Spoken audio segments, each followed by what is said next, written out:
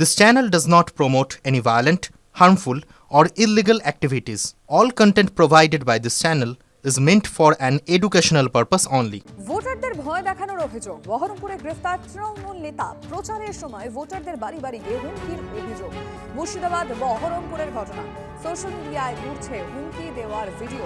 Viral video দেখেই ৮ নম্বর ওয়ার্ডের তৃণমূল নেতাকে গ্রেফতার করে বহরমপুর থানার পুলিশ। ভিডিও খতিয়ে দেখে কড়া ব্যবস্থার নির্দেশ কমিশন। এবছর যেন ভোট নষ্ট না হয়, পরিষ্কারভাবে বলে দিচ্ছি, খাতা এন্ট্রি করা থাকবে কোন বাড়িতে।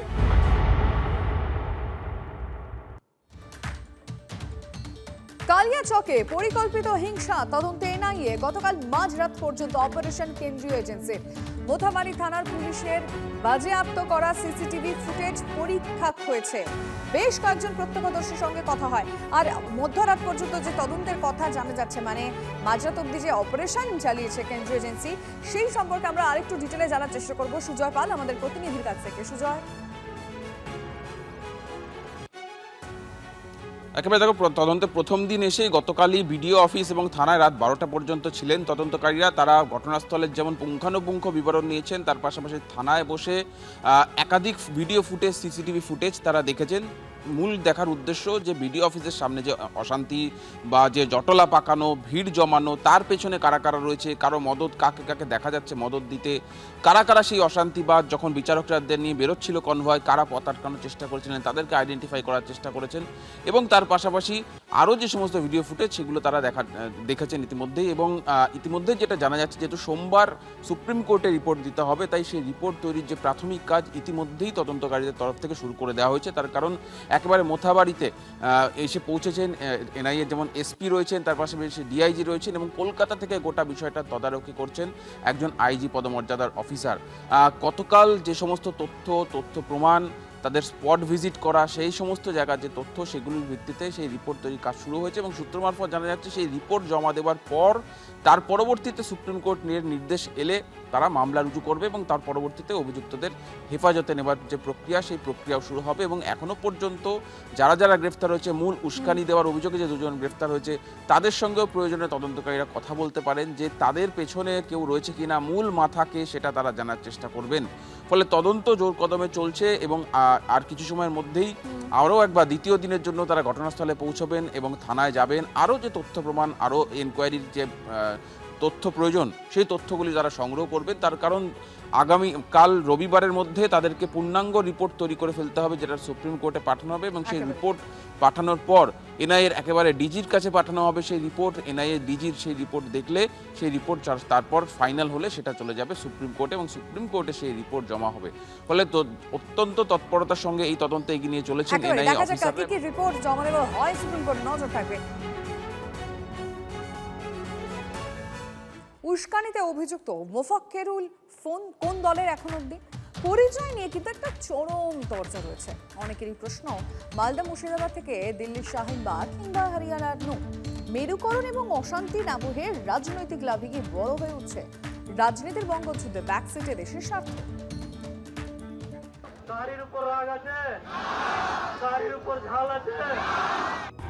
দেখলে মনে হবে বড় কোনো নেতা। কালিয়াচকের বিডিও অফিস চত্বরে গাড়ির মাথায় চড়ে লোক তাতাচ্ছে। যা বলছেন তাতেই সায় দিচ্ছে এই ভিড়।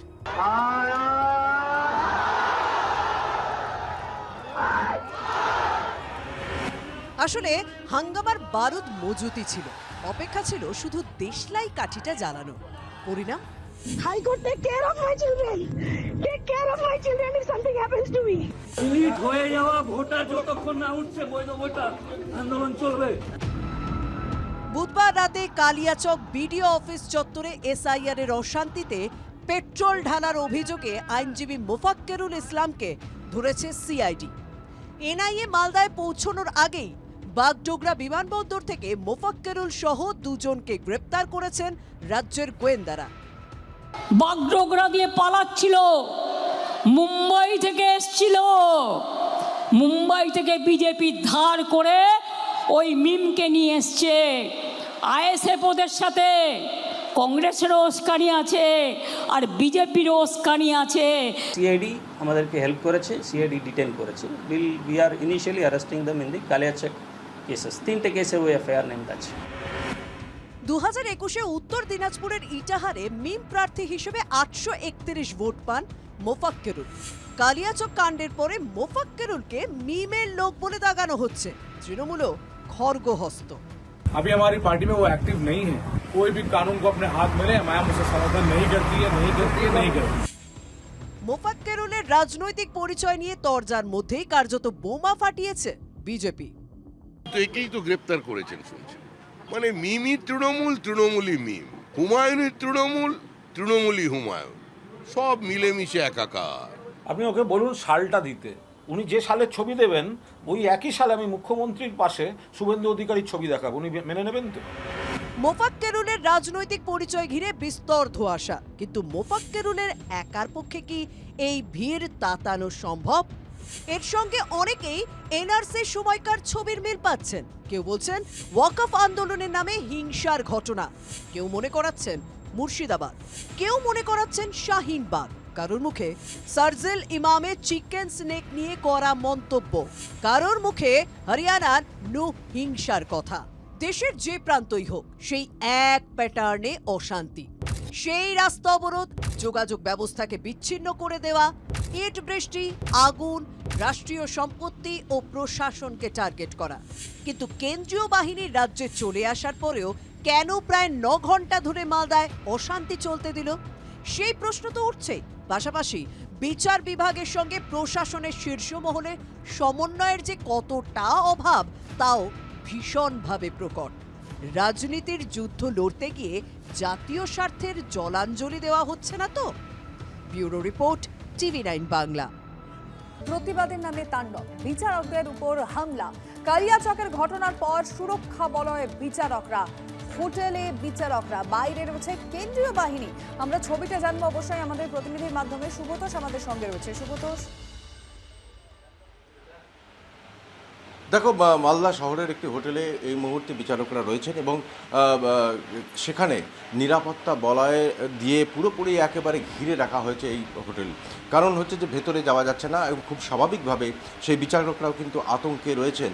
এবং এখানে এই যে হোটেলে আমরা রয়েছে একমাত্র এই TV9 বাংলায় এখানে এসে পৌঁছেছে, কোনো মিডিয়ায় এখানে আসেনি এখনও পর্যন্ত। এবং সবথেকে বড় যে বিষয়টা হচ্ছে তোমাকে বলি যে বিচারকরা এখানে রয়েছেন তাদের নির্দিষ্ট যে ঘর রয়েছে সে ঘর থেকে তারা বেরোচ্ছেন না, প্রয়োজনীয় জিনিসপত্র তাদের ঘরে পৌঁছে দেওয়া হচ্ছে। এখানে সুব্রতোষ, ভিতরে তো বেশিটা দেখানো যাবে না, কিন্তু বাইরের নিরাপত্তাটাও দেখতে চাইবো। হ্যাঁ, বলছি এখানে কতটা নিরাপত্তার মধ্যে আছে? আমাদের ফুল নিরাপত্তার মধ্যে আছে এখানে। হ্যাঁ, বিচারকরা এখানে রয়েছে, এখানে রয়েছে। তো এখানে তো সেন্ট্রাল ফোর্স থেকে শুরু করে কেন্দ্রীয় বাহিনী থেকে হ্যাঁ। তো এনআইএ এখনো পর্যন্ত এসছে এখানে? এনআইএ দল এখনো পর্যন্ত এখনো আছে, এখন আছে, কখন আসতে পারে এখন বলা মুশকিল ওরা কখন। যদি একটু বাইরের ছবিটা দেখানো যায় সুব্রতোষ। দেখা যাক, মোটামুটি 11টা 11:30-র মধ্যে চলে আসবে। হ্যাঁ হ্যাঁ, বলছি যে তোমাকে একটু বাইরের ছবিটাও দেখাচ্ছি। এখানে রয়েছে, আমি নিচে নেমে যাচ্ছি, এখানেও কেন্দ্রীয় বাহিনী রয়েছে। একটু ঘুরিয়ে বলছি যে রয়েছে এবং এর বাইরেও, শুধু ভেতরে কেন্দ্রীয় বাহিনী নয়, জওয়ানরা নয়, তোমাকে দেখায় যে বাইরেও কিন্তু সেখানে একই রকমভাবে রাস্তার সামনে যে এই হোটেল, এই হোটেলের মধ্যে কিন্তু সেখানেও কিন্তু রয়েছে।